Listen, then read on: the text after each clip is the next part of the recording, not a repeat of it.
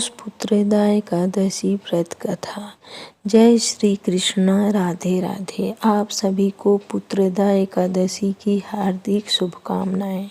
भगवान श्री हरि विष्णु जी की कृपा सदा आप और आपके परिवारजनों पर बनी रहे, इसी मंगल कामना के साथ आज के वीडियो का शुभारंभ करती हूँ। हिंदू पंचांग के अनुसार प्रतिवर्ष पुत्रदा एकादशी का व्रत पौष माह की शुक्ल पक्ष की एकादशी को मनाया जाता है। आज पौष मास के शुक्ल पक्ष की एकादशी तिथि है और इस एकादशी को पुत्रदा एकादशी के नाम से जाना जाता है। कुछ स्थानों पर इसे पुत्रदा ग्यारस भी कहते हैं। पुत्रदा एकादशी व्रत का बहुत शुभ फलदायक होता है। इस कारण संतान पाने के इच्छुक व्यक्ति को इस दिन व्रत रखकर संतान की कामना करनी चाहिए। फिर चाहे वह पुत्र हो या पुत्री, मान्यता के अनुसार इस चर और अचर संसार में पुत्रदा एकादशी के व्रत के समान दूसरा कोई व्रत नहीं है। जिन व्यक्तियों को संतान प्राप्त होने में बाधा आ रही हो, जिन्हें पुत्र प्राप्त की कामना हो, उन्हें पुत्रदा एकादशी का व्रत अवश्य करना चाहिए। इस दिन भगवान विष्णु और माता लक्ष्मी जी की पूजा करने के साथ व्रत रखने से व्यक्ति को हर दुख, पाप और रोगों से मुक्ति मिल जाती है। इसके साथ ही संतान की रक्षा भगवान विष्णु स्वयं करते हैं और संतान का भविष्य उज्जवल होता है तथा हजारों यज्ञ करने के बराबर फल की प्राप्त होती है। जो भी व्यक्ति व्रत न भी रख पाए तो पुत्रदा एकादशी की व्रत कथा को सुनने से उनकी समस्त मनोकामनाएं पूर्ण होती हैं और अपार धन संपत्ति की प्राप्ति होती है। ऐसा स्वयं भगवान श्री हरि विष्णु जी ने कहा है। तो आज मैं आपको सुना रही हूँ पौष पुत्रदा एकादशी की बड़ी ही दुर्लभ कथा। आप लोग इन कथाओं को बड़ी ही श्रद्धा और प्रसन्नचित मन से पूरा अवश्य सुनिएगा। आइए भगवान श्री हरि विष्णु जी के चरणों का ध्यान करते हुए पुत्रदा एकादशी की व्रत कथा को सुनते हैं। भगवान श्री कृष्ण जी के चरणों में अर्जुन ने प्रणाम कर श्रद्धा पूर्वक प्रार्थना की और कहा, हे मधुसूदन, अब आप मुझ पर कृपा करके पौष मास के शुक्ल पक्ष की एकादशी की कथा को सुनाइए तथा इस एकादशी का क्या नाम है। अर्जुन के प्रश्न सुनकर भगवान श्री कृष्ण जी ने कहा, हे अर्जुन, पौष मास की शुक्ल पक्ष की एकादशी का नाम पुत्रदा है। इससे संबंधित जो कथा प्रचलित है उसे मैं तुम्हें सुनाता हूँ। श्रद्धा पूर्वक इसका श्रवण करो। भगवान श्री कृष्ण बोले, हे अर्जुन, प्राचीन समय में भद्रावती नगरी में सुकेतुमान नाम का एक राजा राज्य करता था। उसके कोई संतान नहीं थी तथा उसकी पत्नी का नाम साव्य था। उस पुत्रहीन राजा के मन में इस बात की बड़ी चिंता थी कि उसके बाद उसे और उसके पूर्वजों का कौन पिंड दान देगा।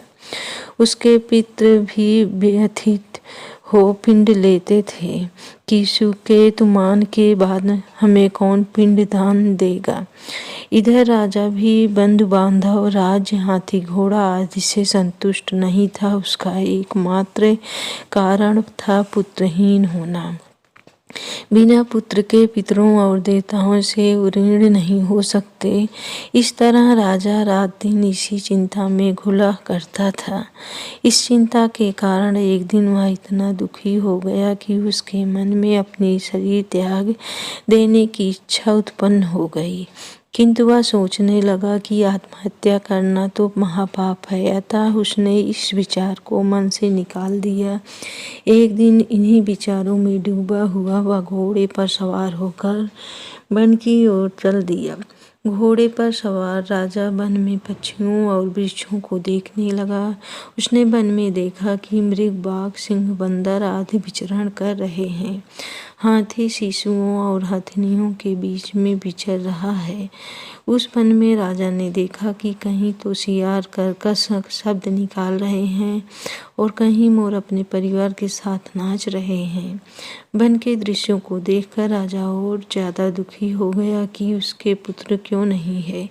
इसी सोच विचार में दोपहर हो गई। वह सोचने लगा कि मैंने अनेक यज्ञ किए हैं और ब्राह्मणों को स्वादिष्ट भोजन भी कराया है, किंतु फिर भी मुझे यह दुख क्यों मिल रहा है? आखिर इसका कारण क्या है? राजा मन ही मन विचार करने लगा कि अपनी व्यथा किससे कहूँ और कौन मेरी व्यथा का समाधान कर सकता है। अपने विचारों को खोए राजा को प्यास लगने लगी और वह पानी की तलाश में आगे बढ़ा।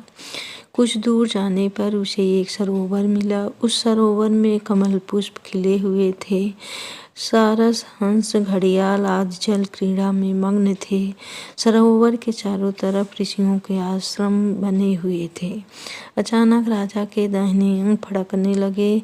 इसे शुभ शगुन समझकर राजा मन में प्रसन्न होते हुए घोड़े से नीचे उतरा और सरोवर के किनारे बैठे हुए ऋषियों को प्रणाम करके उनके सामने बैठ गया। ऋषिवर बोले, हे राजन, हम तुमसे अति प्रसन्न हैं। तुम्हारी जो इच्छा है वह हमसे कहो। राजा ने प्रश्न किया, हे विप्रो, आप कौन हैं और किस लिए यहाँ रह रहे हैं? राजा की बात सुनकर ऋषिगण बोले, राजन, आप पुत्र की इच्छा करने वाले हो। श्रेष्ठ पुत्र प्रदान करने वाली पुत्रदा एकादशी है। आज से 5 दिन बाद माघ स्नान है और हम इस सरोवर में स्नान करने आए हैं। ऋषियों की बात सुनकर राजा ने कहा, हे मुनियों, मेरे भी कोई पुत्र नहीं है। यदि आप मुझ पर प्रसन्न हैं तो कृपा करके मुझे एक पुत्र का वरदान दीजिए। ऋषि बोले, हे राजन, आज पुत्रदा एकादशी है, आप इसका उपवास करें। भगवान श्री हरि की अनुकंपा से आपके घर अवश्य ही पुत्र होगा। राजा ने मुनि के वचनों के अनुसार उस दिन उपवास किया और द्वादशी को व्रत का पारण किया। तभी ऋषियों को प्रणाम करके वापस अपनी नगरी आ गया। भगवान श्री हरि की कृपा से कुछ दिनों बाद ही रानी ने गर्भ धारण किया और 9 माह के पश्चात उसके एक तेजस्वी पुत्र उत्पन्न हुआ। यह राजकुमार बड़ा होने पर अत्यंत वीर, धनवान, यशस्वी और प्रजापालक बना। भगवान श्री कृष्ण जी कहते हैं, हे पांडु नंदन, पुत्र की प्राप्ति के लिए पुत्रदा एकादशी का उपवास करना चाहिए। पुत्र प्राप्ति के लिए इससे बढ़कर दूसरा कोई व्रत नहीं है। जो कोई व्यक्ति पुत्रदा एकादशी के महात्म्य को पढ़ता है, वह श्रवण करता है तथा विधि अनुसार इसका उपवास करता है, उसे सर्वगुण संपन्न पुत्र रत्न की प्राप्त होती है और भगवान श्री हरि की अनुकंपा से वह मनुष्य मोक्ष को प्राप्त करता है। भगवान श्री कृष्ण जी कहते हैं, हे अर्जुन, पुत्र का न होना बड़ा ही दुर्भाग्यपूर्ण है और उससे भी दुर्भाग्यपूर्ण है पुत्र का कुपुत्र होना। अतः सर्वगुण संपन्न और सुपुत्र पाना बड़ा ही दुर्लभ है। ऐसा पुत्र उन्हें ही प्राप्त होता है जिन्हें साधुजनों का आशीर्वाद प्राप्त हो तथा जिसके मन में भगवान की भक्ति हो। इस कलियुग में सुयोग पुत्र प्राप्ति का श्रेष्ठ साधन पुत्रदा एकादशी का व्रत ही है। इसके बाद अर्जुन से भगवान श्री कृष्ण जी कहते हैं, हे अर्जुन, अब मैं तुम्हें पुत्रदा एकादशी के महात्म्य को बताता हूँ। इस उपवास में भगवान श्री हरि और माता लक्ष्मी जी की पूजा करनी चाहिए। संसार में पुत्रदा एकादशी उपवास के समान अन्य दूसरा व्रत नहीं है। इससे प्राणी तपस्वी, विद्वान और धनवान बनता है। इस दिन भगवान को तुलसी मिश्रित जल अवश्य अर्पित करें तथा तुलसी पूजन अवश्य करें। इस एकादशी के दिन रात्रि जागरण करें और रात में भगवान विष्णु की प्रतिमा के समीप ही भूमि पर शयन करना चाहिए तथा गाय और बछड़े की पूजा भी अवश्य करें। ऐसा करने वाले मनुष्यों की सभी मनोकामनाएं पूर्ण होती हैं। अब आइए श्रवण करते हैं तुलसी माता की कथा, जिससे सुनने मात्र से सभी मनोकामनाएं पूर्ण होती हैं। शांवणी मुनि की पुत्री तुलसी अपूर्व सुंदरी थी। उनकी इच्छा थी कि उनका विवाह भगवान नारायण के साथ हो। इसके लिए उन्होंने नारायण पर्वत की घाटी में स्थित बद्री वन में घोर तपस्या की।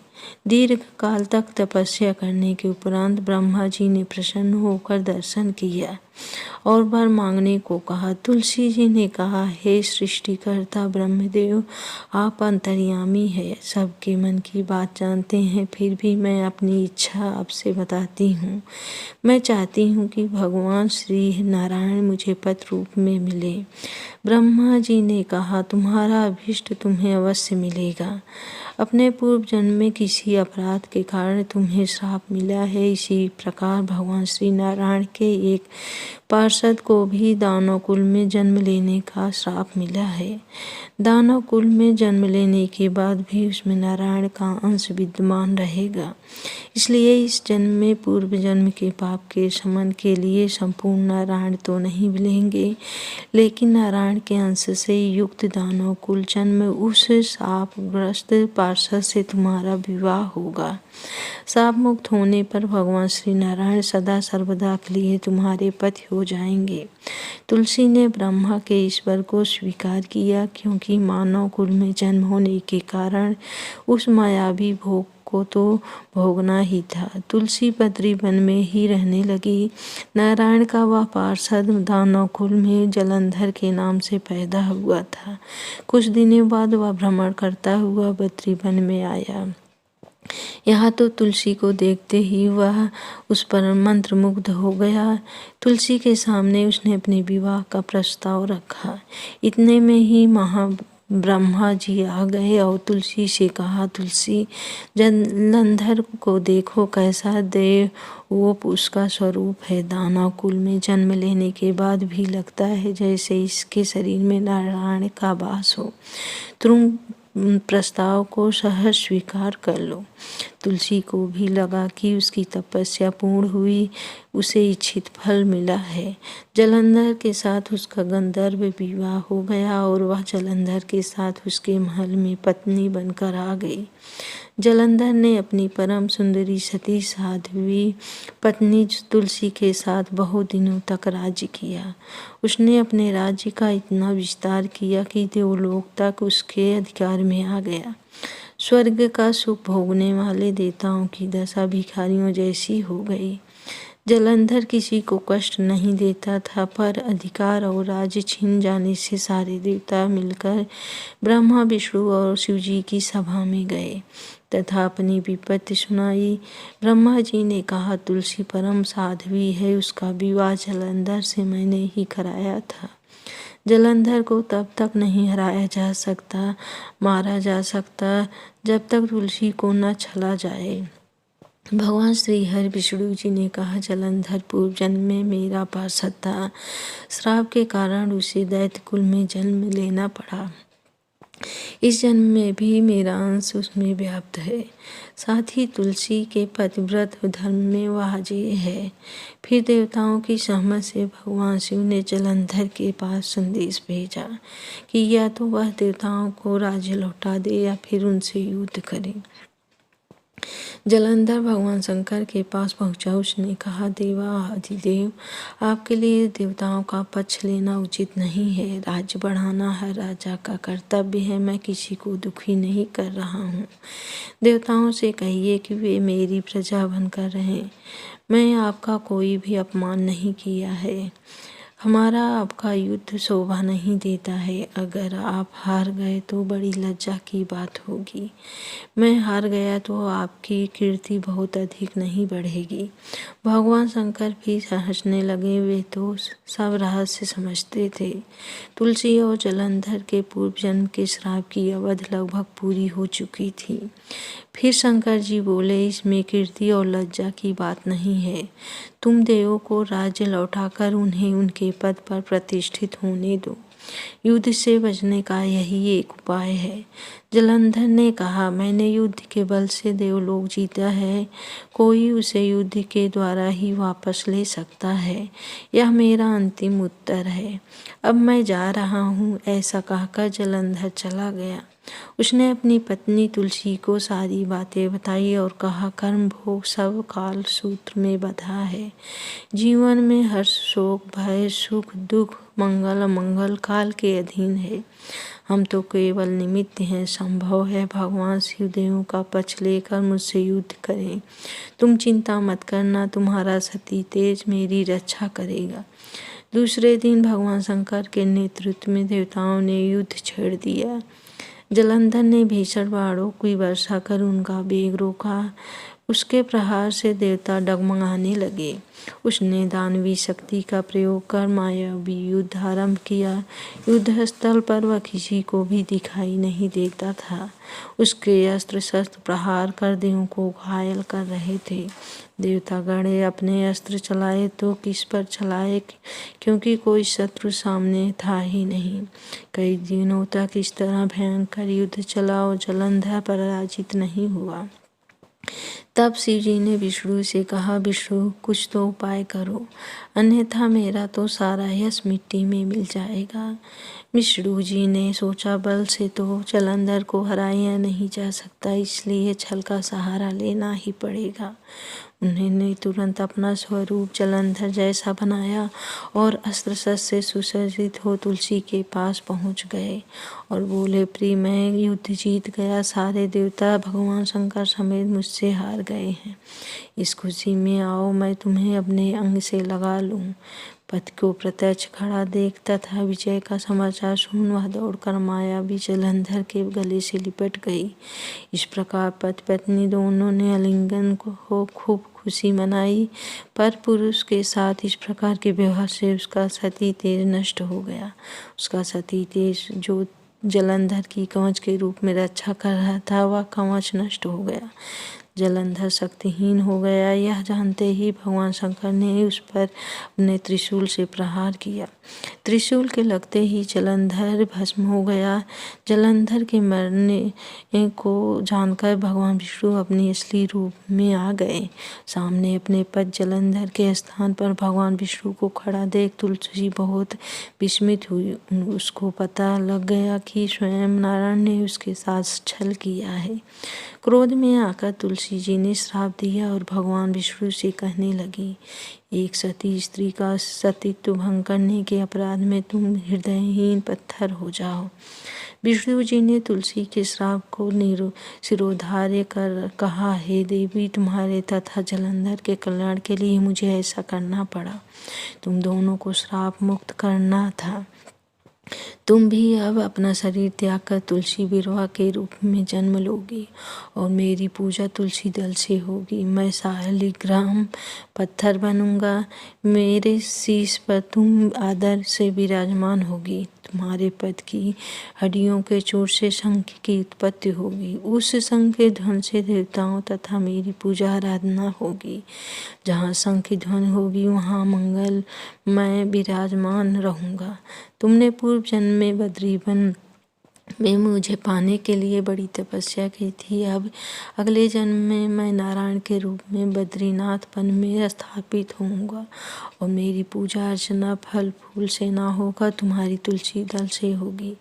मेरे शीश पर विराजमान होकर तुम मुझसे भी ऊंचा पद प्राप्त करोगी। बोलिए श्री लक्ष्मी नारायण भगवान की जय। अब आइए अंत में श्रवण करते हैं घर में सुख समृद्धि बनाए रखने वाली माता लक्ष्मी की कथा। बनारस में एक बड़े धनवान सेठ रहते थे। वह विष्णु भगवान के परम भक्त थे और हमेशा सच बोला करते थे। एक बार जब भगवान सेठ जी की प्रशंसा कर रहे थे, तभी माँ लक्ष्मी ने कहा, हे स्वामी, आप इस सेठ की इतनी प्रशंसा किया करते हैं, क्यों ना आज उसकी परीक्षा ली जाए और जाना जाए कि क्या वह सचमुच इसके लायक है या नहीं। भगवान बोले, ठीक है, अभी सेठ गहरी निद्रा में है। आप उसके स्वप्न में जाएं और उसकी परीक्षा ले लें। अगले ही क्षण सेठ जी को एक स्वप्न आया। स्वप्न में धन की देवी माता लक्ष्मी उनके सामने आई और बोली, हे राजन, मैं धन की दात्री लक्ष्मी हूँ। सेठ जी को अपनी आंखों पर यकीन नहीं हुआ और वे बोले, माता, आपने साक्षात अपने दर्शन देकर मेरा जीवन धन्य कर दिया।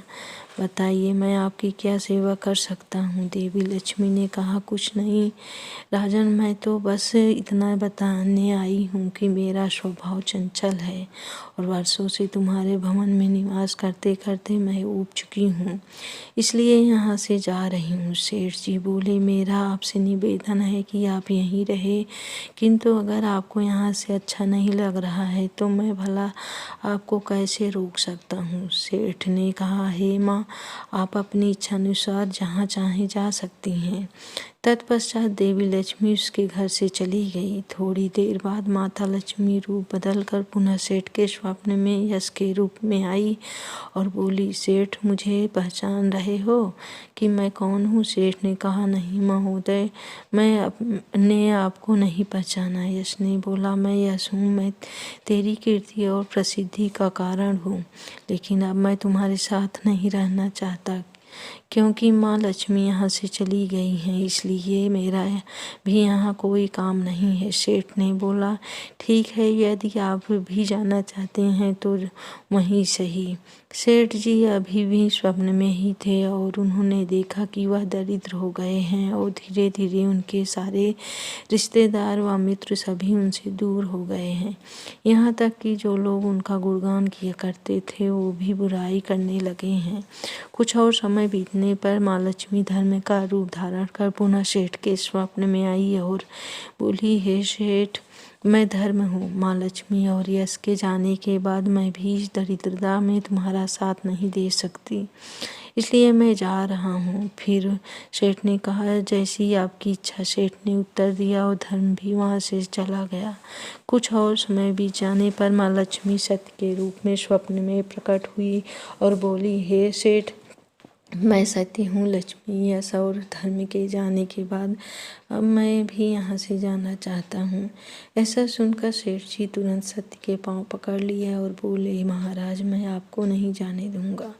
भले ही सब मेरा साथ छोड़ दे, मुझे त्याग दे, पर कृपया आप ऐसा मत करिए। सत्य के बिना मैं एक क्षण नहीं रह सकता।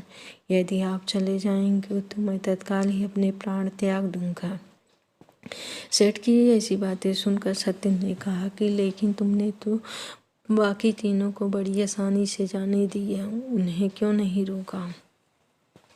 सेठ जी बोले, मेरे लिए वे तीनों भी बहुत महत्व रखते हैं, लेकिन उन तीनों के बिना भी मैं भगवान के नाम का जाप करते करते उद्देश्यपूर्ण जीवन जी सकता हूँ, परंतु यदि आप चले गए तो मेरे जीवन में झूठ प्रवेश कर जाएगा और मेरी वाणी अशुद्ध हो जाएगी। भला ऐसी वाणी से मैं अपने भगवान की वंदना कैसे कर सकूँगा। मैं तो किसी भी कीमत पर आपके बिना नहीं रह सकता।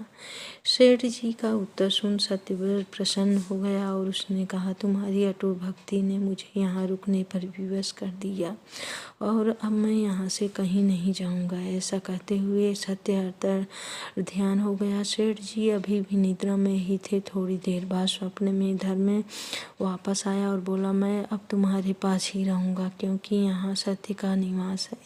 फिर क्या था, सेठ ने प्रसन्नता पूर्वक धर्म का स्वागत किया। उसके बाद यश भी लौट आया और बोला, हे सेठ, जहाँ सत्य है, धर्म है, वहाँ यश स्वतः ही आ जाता है, इसलिए अब मैं भी तुम्हारे साथ ही रहूँगी। सेठ जी ने यश की भी भगत की और अंत में माँ लक्ष्मी आई। उन्हें देखते ही सेठ जी नतमस्तक होकर बोले, हे देवी, क्या आप भी पुनः मुझ पर कृपा करेंगी। देवी लक्ष्मी ने कहा, अवश्य राजन, जहाँ सत्य, धर्म और यश हो वहाँ मेरा वास निश्चित है। यह सुनते ही सेठ जी की नींद खुल गई। उन्हें यह स्वप्न लगा, परंतु वास्तविकता में वह एक कड़ी परीक्षा में उत्तीर्ण होकर निकले थे। हमें भी हमेशा याद रखना चाहिए कि जहाँ सत्य का निवास होता है वहाँ यश, धर्म और देवी लक्ष्मी का निवास स्वतः ही हो जाता है। सत्य है तो सिद्धि, प्रसिद्धि और समृद्धि है। प्रेम से बोलिए लक्ष्मी नारायण भगवान माता की जय।